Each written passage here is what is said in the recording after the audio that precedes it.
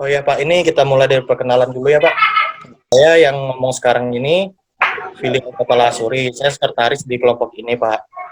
Nah itu nanti di sini lanjut sama ketuanya. Oke, perkenalkan Pak, nama saya Rika Septiati. Saya ketua dari kelompok KKN di Desa Kali Pak. Terima kasih. Kenalkan, nama saya Agung Setio Budi Pak. Saya di dalam kelompok KKN 46 ini jadi publikasi dan dokumentasi Pak. Ya, perkenalkan, nama saya Romaldo Pak. Saya di KKN 46 Desa Kalik ini jabatannya sebagai sekretaris bendahara 2 Pak. Perkenalkan, nama saya Matildi Syurnita Pasea Pak. Saya di KKN Desa Kalik ini sebagai humas. Lanjut. Ya itu dari kelompok kami Pak. Baik, dengan Bapak sendiri? Willy Sugianto, Sekdes Kampung Kami. Kalau ini teman saya ini TPK kami. Ini Kaur Pembangunan ya. Kaur Umum dan Perencanaan ya. Oh ya Pak. Namanya Pak Basri. Nah, perkenalkan diri. Kalau ini BPK kami. Ibu Tuti. Oh, Ibu ya. petinggi tadi. Ya, halo. Halo, selamat siang Ibu. Selamat siang Ya, Ibu. selamat siang. Ya. Saya Ibu Petinggi Kampung Kali. Ibu Saloneri. Oh iya. Salam kenal Ibu. Ya.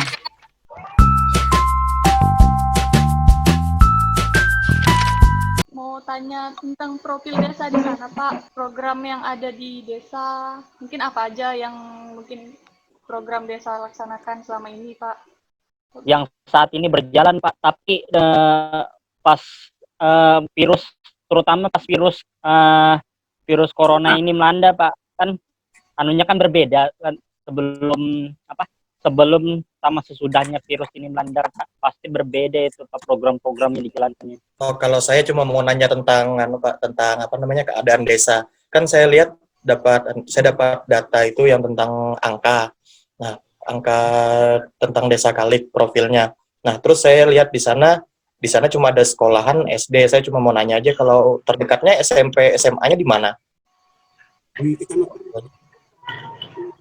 Dekatnya 7 kilo.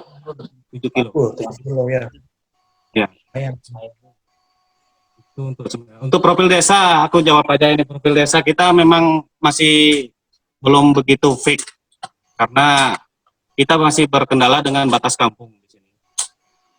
Jadi program itu sudah lama dari tahun 2015, jadi belum ada titik temu. Jadi susah kita membuat suatu batas. Itu kan ada batas kampungnya kan, batas desa kan, antar tetangga kan.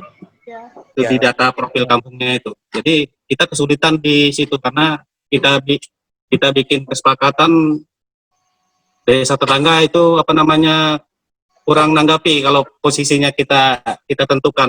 Mereka pun tidak mau, istilahnya mereka tentukan sendiri. Jadi tolak belakang kita di masalah batas profil kampung itu. Terus program desa yang selama ini sudah berjalan ya seperti program ini sebelum COVID ini ya penanganan COVID sesuai dengan prosedur. Artinya kita juga ke kantor ini kemarin sebelum ini dinormalkan ini kita memang jarang kantor, istilahnya kerja dari rumah aja. Untuk program penanganan COVID itu berjalan karena memang ada program dari pemerintah itu untuk dialokasikan dananya seperti pengaplikasian dana BLT. Terus untuk penanganan COVID-nya seperti apa nih? Operasionalnya untuk barang-barangnya itu untuk penyemprotan apa segala macam itu yang istilahnya untuk penanganan COVID-nya itu kita laksanakan itu. Untuk keadaan desa saat ini ya saya rasa ya aman-aman aja karena belum ada terindikasi bahwa kita di sini ada yang terpapar COVID. Tapi semuanya aman untuk Desa Kalik. Mungkin itu aja yang bisa saya jawab. Untuk Pak, mayoritas penduduk desa di sana bekerjanya sebagai apa? Petani. Petani. Itu mayoritas besar petani. Kedua itu ada juga buruh sebagian, tapi itu mayoritas kecil dia. Untuk yang mayoritasnya itu petani. Berarti untuk perekonomiannya di situasi sekarang ini berdampak besar atau enggak, Pak? Yang jelas berdampak lah. Ini berdampak Jadi besar ya. tapi untuk di desa sebenarnya tidak terlalu signifikan dampaknya kan. Artinya kita masih bisa masih bisa pergi ladang karena memang tidak berinteraksi kayak di kota kan, kayak di Samarinda kan, pergi ke toko, pergi ke belanja itu banyak orangnya. Kalau di sini tidak, pergi ke ladang sendiri, jadi tidak berdekatan, aman aja.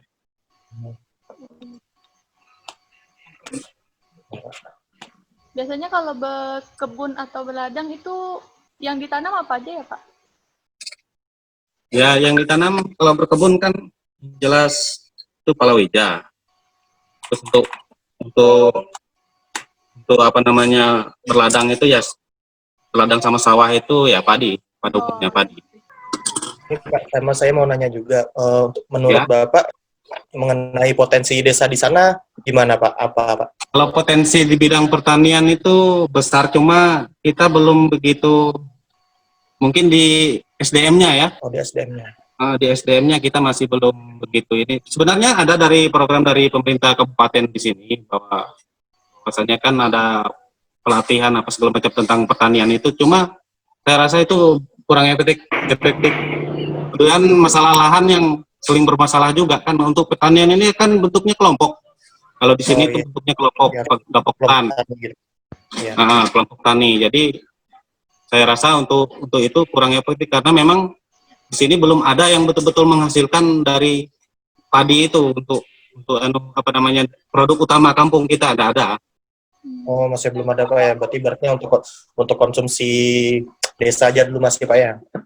Ya, untuk konsumsi perorangan aja sebenarnya. Bukan untuk desa sih. Kalau desa pada umumnya masih beli kita beras itu. Itu Pak jarak untuk ke puskesmas seberapa jauh Pak dari desa?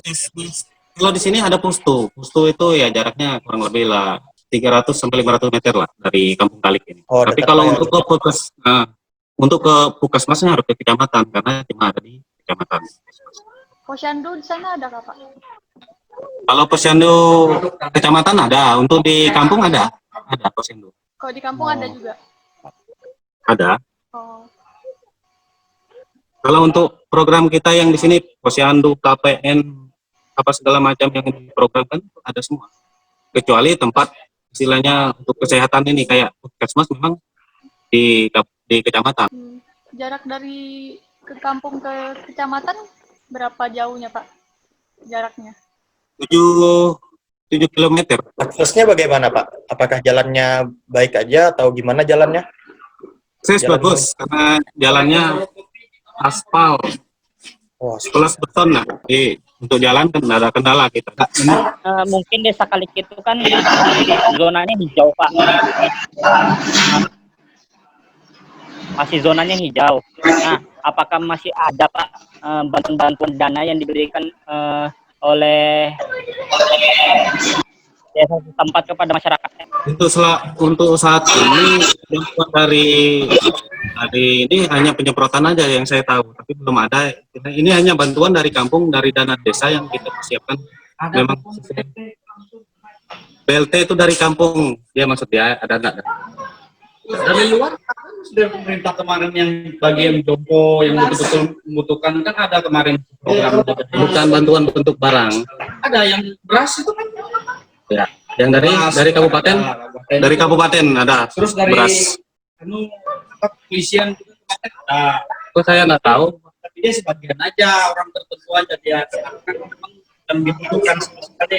Jadi dilihat kondisi orang tersebut, jadi terjun langsung ke lapangan mereka. Baik. Setidaknya untuk selama COVID ini ada dua bentuk bantuan dari pemerintah. Kalau dari kampung ya kita sesuai BLT, penyaturan BLT. Oh ya, BLT pos mungkin dari pusat itu ya? Dari pusat itu ada. Itu pun berjalan sampai sekarang. Apakah menurut Bapak bantuan-bantuan yang sudah diberikan tersebut itu Pak, itu sudah pada tepat pada sasarannya Pak? Ya pasti kita selalu tepat sasaran. Artinya kita tidak berani juga kalau tidak tepat sasaran, karena memang untuk bantuan yang dari luar itu apa nama seperti dari Karamel ya. Karamel itu mereka sendiri yang turun untuk menyalurkan itu. Untuk dari desa ini kita sendiri apa namanya pengurus tetap segala macam ini kita semua untuk pemerintah kampung mendampingi mereka untuk penyerahan istilahnya bantuan itu.